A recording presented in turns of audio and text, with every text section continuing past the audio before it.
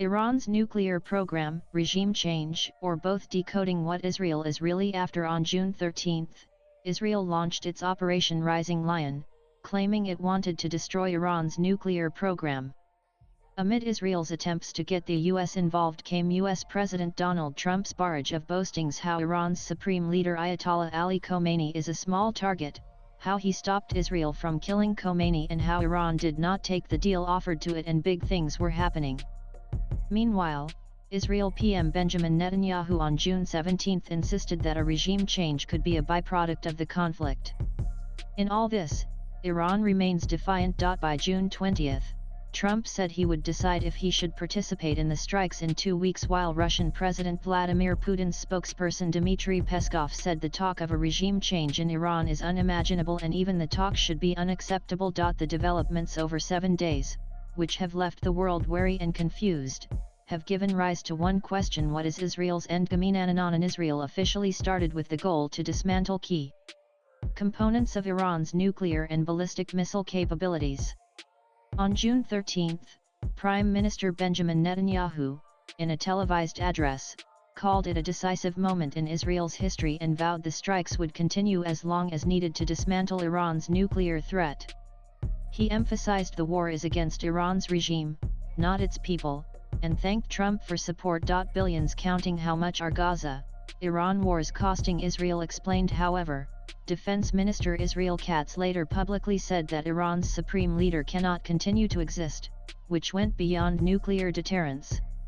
Soon, Netanyahu went a step further to suggest that a regime change in Iran could be an unintended byproduct of military action.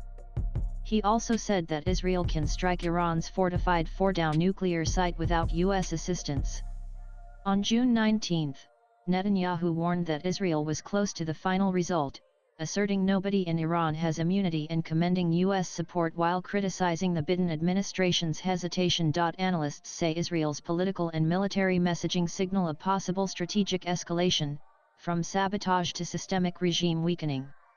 Moreover, if the U.S., which has sought a 2-week diplomatic window, opts in, Israel's limited air campaign could expand dramatically. And despite the pressure, Khomeini has emphatically refused to back down or negotiate surrender. Following Israeli airstrikes, Khomeini condemned them as criminal, warning the Zionist regime faces a bitter and painful fate. In a televised address on June 18, Khomeini rejected Trump's call for unconditional surrender, declaring Iran will not yield and warned U.S. action would have irreparable consequences. President Masoud Pezeshkian publicly urged restraint, saying Iran doesn't seek war but will respond appropriately. Privately, he cautioned that going to war could collapse the economy and destabilize the country. Although back-channel talks have reportedly occurred between U.S. and Iranian officials, no concessions have been made. Iran's foreign minister has now reiterated that the U.S. asked them to negotiate, but they refused. Moments ago, Israel launched Operation Rising Lion, a targeted military operation to roll back the Iranian threat to Israel's very survival. This operation will continue for as many days as it takes to remove this threat. Statement by Prime Minister Benjamin Netanyahu. Pic.twitter.com Scooty90G1S Benjamin Netanyahu times trademark times trademark times y times trademark times Netanyahu June 13, 2025. Netanyahu did make an appeal to the Iranian people to provoke public backlash, but experts feel it could backfire, instead unifying Iranians against foreign aggression. Breaking Iran's foreign minister says that the country's ballistic missile program is not negotiable.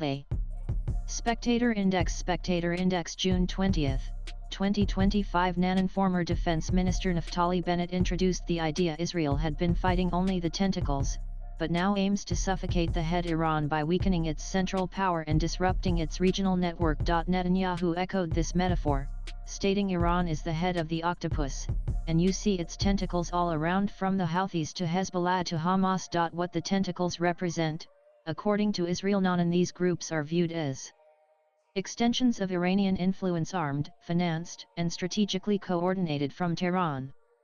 Israel has engaged in direct operations targeting Iranian proxies' tentacles and covered internal strikes inside Iran. The overarching goal forced Tehran to refocus inward, drain its resources and weaken its ability to project power regionally. An increasingly unpopular opinion: Israel does not want regime change. Those who think so should explain why Israel didn't even try to go after the supreme leader. They want a hardliner state who tries to retaliate and make Israel the victim, but fails to inflict much damage. Maryam Alamzadeh, June 14, 2025. Reuters had reported that Israel had a plan to kill Khomeini, which vetoed by the White House, but power in Iran is institutionalized and not concentrated in one man. His death would be a blow, but succession mechanisms are in place. Iran has been preparing for life post-Khomeini amid ongoing talks. In various media reports, experts have suggested what a post-conflict Iran may look like. Playing out 4 cautionary paths for advocates of regime change in Iran. 1. Iran breaks out North Korea style out and becomes globally sanctioned, nuclear-armed pariah, militarily untouchable but economically and diplomatically ostracized, leaving an entrenched hardline regime. 1. Sanam Vakil U per thousand. Sanam Vakil, June 14, 2025. Netanyahu has viewed Iran as Israel's primary threat for 2 decades, but historically preferred containment over direct confrontation, thanks in part to previous U.S. administrations. Since October 7, internal calculation has shifted. Israel's ultimate practical goal is to weaken the regime and hope for domino effects, not full regime overthrow. How long does it take for Iran's ballistic missiles to reach Israel? The weapon explained. Analysts say while Israel is publicly calling for regime destabilization now, it might not be the preferred endgame.